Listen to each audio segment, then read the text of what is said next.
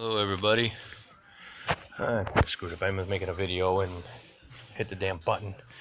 And I'm not too savvy yet getting it all figured out on putting two videos together. But anyways, this is it's gonna be a 95 Caprice disc brake swap to a 76 Cutlass. I already made one video on this a little bit. Did a quick run through on some things, and just to show you guys about it's all together now. I was waiting on the rear end cover. I got my cover and everything now, and I didn't have the calipers on there before, so I just want to show you with the calipers on. Everything fits, everything's on. Okay, and again, this is a Caprice 95 Caprice rear end. I used the Caprice because it takes 15-inch rims. The Impalas take 16, so I didn't know if the rotors were the same. And I wanted to use my stock 15-inch rims, and these are stock, bone stock Cutlass rims. They're 7-inch wide rims. They're a 7-inch rim with a 5x4 3/4 lug pattern, or you can call it a 5x4.75 lug pattern. The rear end takes, or has the axles are 5x5 lug pattern. So you have to buy an adapter. This here is the adapter part number, I'm pretty sure. If you want to go to a body GM to the Caprice Impala rear end, it's a straight swap. That's the part number. They're in there.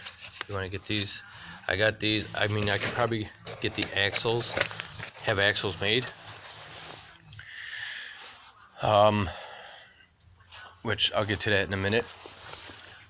Spring perches, exact location, shocks, everything is in the exact location. There's nothing that has to be changed. It's a straight swap,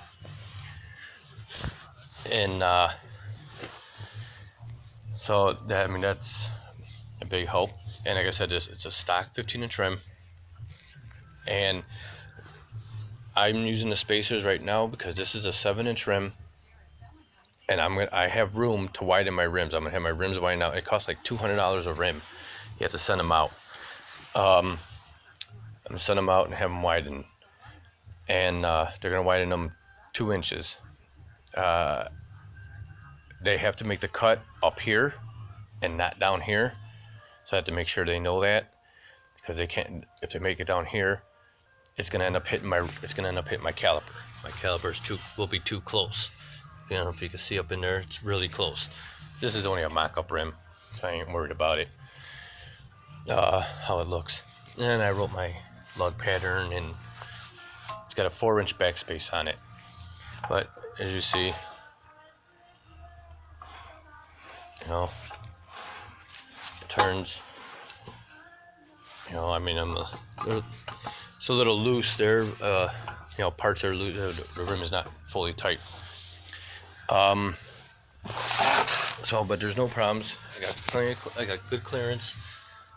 Let me get over here and show you, instead of trying to do like that, make it all twisted up here. Got plenty of clearance. I can fit my finger up in there, all the way in there. So like I said, I'm gonna have these widened. They'll probably make the cut somewhere around here. I have them widened 2 inches because I have the room I believe it was for 2.5 inches. I believe it was 2.5 inches with the spacers. Plus, I have a clearance of another half inch. Give myself another half inch of clearance. As to the quarter panel, I'll still have 3/4 of an inch clearance of the lip, and It's gonna be going into a car just the same as this one here, but it's my burgundy one, but it's snowing. I didn't get the car here, it's snowing out, and so that one's at home. And I can show you, I think I showed in the other video how I made the measurements on how much tire and all that are from here, how much space I got right here. If I do it right now, it's 2 inches. Okay, and that spacer, you know, from the inner of the lip, not from out here, from the inner of the lip, is exactly 2 inches from the tire. So if I, with the space that's without a spacer, this rim does not have a spacer, without the spacer, and when you put the spacer on, it takes an inch and a quarter, I believe it was, an inch and a quarter away, which leaves me with 3/4 of an inch of clearance on this side, and then I'll have another ½ inch of clearance in the back side with the spacer, and adding 2 inches to my rim. This one here, I'm gonna go, you gotta look them up. I'm gonna go to 442 with that lime green. You gotta look them up. They're just so I mean, this thing's, I found like all kinds of original tags on it. They're still on it. This one here was on a spring. That one was on a spring. I even got the tabs that were on the brakes, the brake drum. They're still on there. Got this, I found a sport wheel. I got a sport wheel and everything for it. You know, this one it's got radio delete on it. You can see it. It's got the radio delete. I don't know why there we go. Radio delete. I mean, the car is super clean. It's unbelievably how clean this car is. That's the valve covers. I just paint them. It's got the straight 6. Okay. It's got the straight 6 in it. I mean, the car is immaculate. You know, I did replace this door. I had to replace this door. It was dented.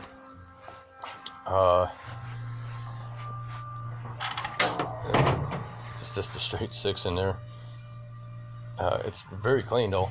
I mean, it's just a lot of dust, you know. And it's in 22,000 miles on the car, and I really I believe that it's only 22,000 because of a lot of things I found, such as the tags, original vacuum lines or vacuum hoses, heater hoses. I have a video on it. You can check that one out. But back to this one here. Like I said, 15-inch rim will work. I did change the gear ratio. This was in a 308 gear. I put the 373 gear in it. And so if you want to do the conversion, now you got your it'll be a direct fit to an A body, and it's a direct fit. Now you have your early A bodies and your later A bodies, is what I'm calling it, because I mean, I've noticed when I look up parts, they're kind of listing 68 to 72 A bodies, but then they're also listing 73 to 77 A bodies, but they're not in the same, they're not all as one. So early A body and late A body is what I'm just calling it. That's probably what it's called too, for all I know. But it's all a direct fit. Actually, on the early A bodies, I don't think it will be a direct fit with the spring perches, because my spring, I had numerous early A bodies. I had 72s, which early A bodies 68 to 72. Early A body, I had 71s and 72s. The spring perch is forward. It's all the way up here, or way back here. It hangs over. Either way, I can't remember if it hangs over in the front or if it hangs over in the back, but it definitely hangs over, and I want to say more in the front.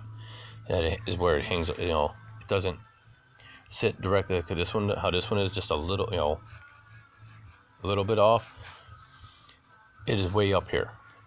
It's way all the way up here, or it's dead back here. I can't remember exactly, but I'm pretty sure it was more towards, it was in the front. So the early A-bodies, I don't think it will work. I mean, you would have to cut your perch off and relocate it to, cut this perch off and relocate it further out to fit your early A-body. And I can grab a light, show you this one here. Now you can see where it's at, right there, it just a little bit above, on straight up on top. I don't know if you're gonna be able to see, but we'll give it a try. And if you can see, I should have showed you the backside. This one here, there we go, it's a little better. See how it hangs over and where the line goes? It hangs over just a little bit in the back, just a tiny bit on the back side. And the springs are obviously in the right location. Control arms, exact location, everything. And now I'll show you on this rear end. If you were a spring would be, is where the line is, everything, how it hangs over. It just hangs over just a little bit. So, the bracket is made a little different. That one over there has a bracket, a little gutson or whatever they're called that goes here just for a little more support. This one's actually pretty beefy right there. So it's all, like I said, it's all direct fit. Control arms, I've ordered control arms, box control arms. I've ordered them for the Cutlass.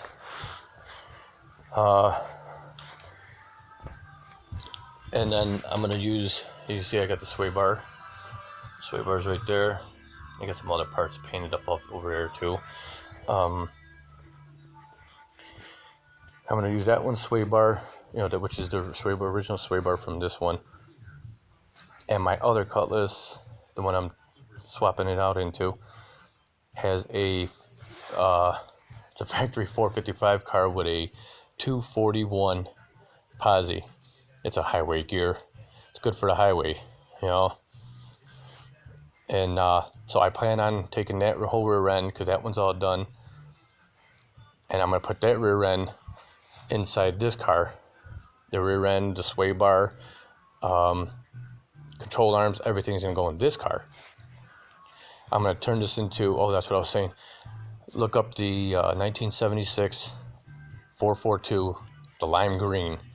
That's what I'm going to make this one look like. I kind of wanted to keep it the original straight six, but going with that, I've seen that car and I've seen that color. I'm like, I got to do that. That is so nice. So look that car up. It is so cool looking. That's the motor. It is a date code correct motor. I know you won't be able to see the date code on it, but it's got some, there's date codes back there, or that's a day code. That's 241 day of the year code back there. It's right here. You look right here. I might be able to get that. Let's see if we can get that for you.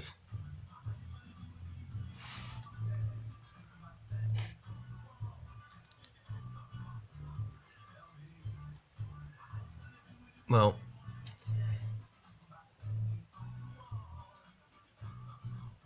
yeah, I can't get that. There we go. Almost had it. Let's see if I turn my... Nope, that's even worse.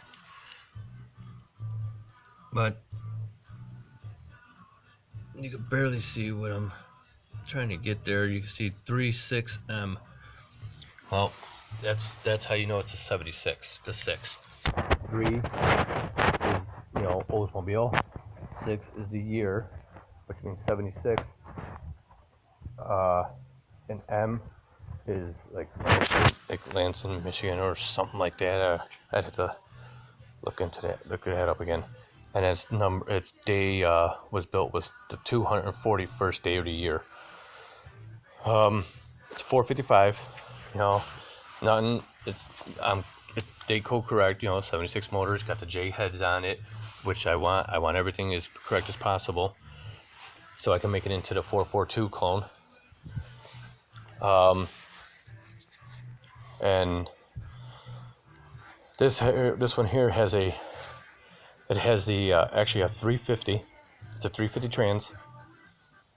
But the 350 trans in these with the straight 6 have a bigger converter. Have a higher stall because of the 6-cylinder. It's a couple hundred more RPM, so I'll keep that in there probably. This here is out of my brother's Grand National. He got a whole new trans. There's nothing wrong with this one. He had this one in there for I don't even know how long. I mean, he had it in there a couple years maybe or whatever, and it's not like he drives a car every day. He had it, it was rebuilt and everything. It's got the shift kit and all that. It's a 200 R4. He put a whole nother trans in his. He wanted a better trans, I guess. A monster. I think it was Monster. He ordered through. Great trans, real good. And those guys are really good too. So I plan on taking that trans and converting my other one over to the one with this rear end's going in, over to a 4-speed trans. I want to bring my RPM range down. I know I got to order some little harness kit I'm going to order from Monster Trans. So I can put inside that put in that one for the lockup and everything. And then that's it. Then this motor goes to this car. Once I'm done with that, I have another one here. This is a 350. This is a 350. I actually have a video on my Burgundy car. I had this motor in there. While I was rebuilding my 455. Motor runs great, no problems. I mean, I wanted the big block. I was so used to the big block.